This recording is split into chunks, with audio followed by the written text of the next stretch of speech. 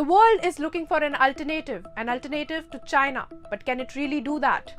In the race to reduce the carbon emissions, electric vehicle sales have risen, but where are these batteries coming from? China. It has turned into the biggest EV market in the world, and the success is breathtaking. Hello and welcome, I am Pallavi Sharma and you are watching ET Now.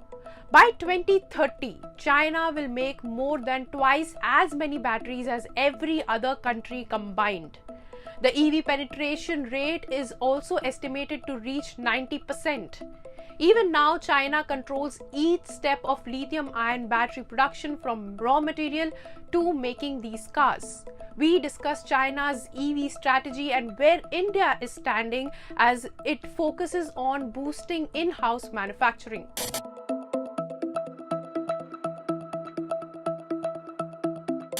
EVs accounted for a quarter of all passenger cars sold in China last year, and this is far ahead of the US and Europe. China's clean car sales hit 5.67 million in 2022, which is more than half of all global deliveries. Not just buying, even experts say that it is next to impossible for any other country to become self-reliant in battery supply chain. China's intervention will be important for the industry to expand.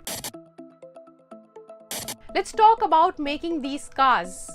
Mining is the first process, and China decides who gets the minerals first and at what price, because it controls 41% of world's cobalt mining and the most mining for lithium. Its steady supply of nickel, manganese and graphite is an advantage. With investments in Indonesia, it will become the largest controller of nickel by 2027, and graphite is largely mined in-house. Well, even if countries mine their own materials, all the refining is done in China. Refining needs more energy. Chinese companies are supported by the government with cheap land and energy. The country has also less stringent environmental regulations, so the pollution is not an issue for these companies. The country also has figured out how to make the battery components first at low cost. It has become the largest battery producer. The most important component is cathode, and the country invested in cheaper alternatives than nickel to produce this. It is called the lithium iron phosphate, and the US makes only 1% of world's cathodes.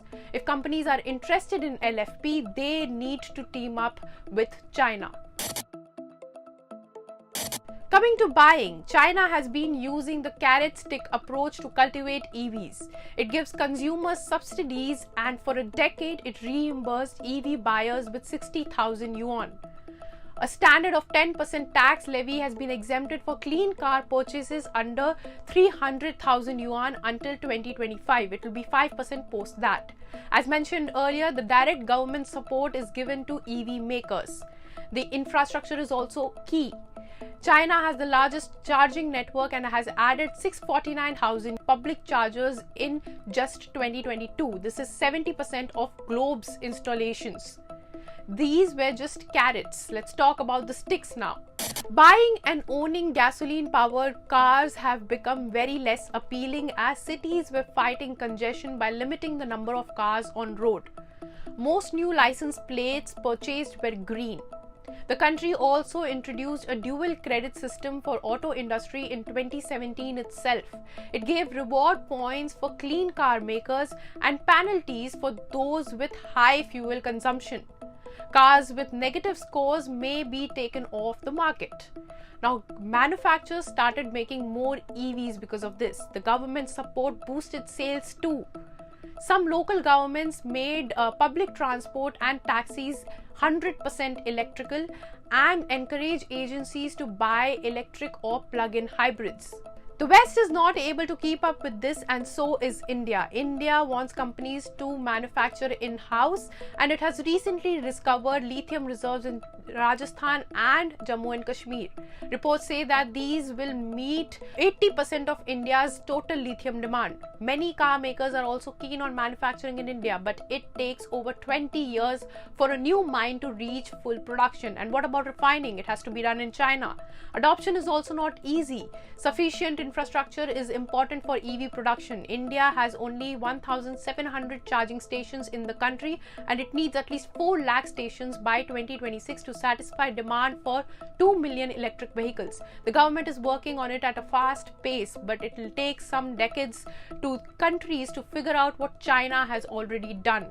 Cheap labor, government support, carrot and stick strategy, and much more is helping the country to be on top of the world in EV making.